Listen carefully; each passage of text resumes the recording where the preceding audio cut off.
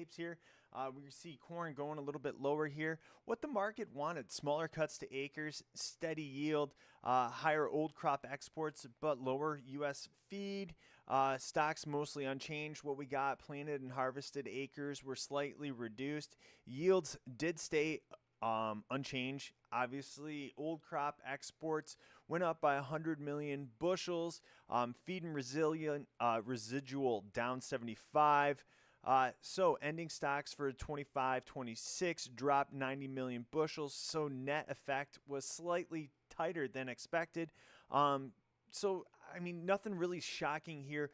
So then the question is like, all right, so the USDA kicked out the yields, right? So we know that it's probably, we're going to look at bigger ending stocks, especially if some of these yields come through. I think that's kind of what you're seeing in the market. There wasn't necessarily a surprise. So the bear market's definitely just swinging us a little bit lower here.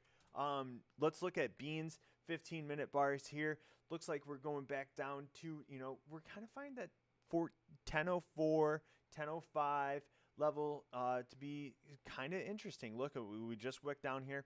Now, I would say like we're going to watch and see if we can't get a close below this or not.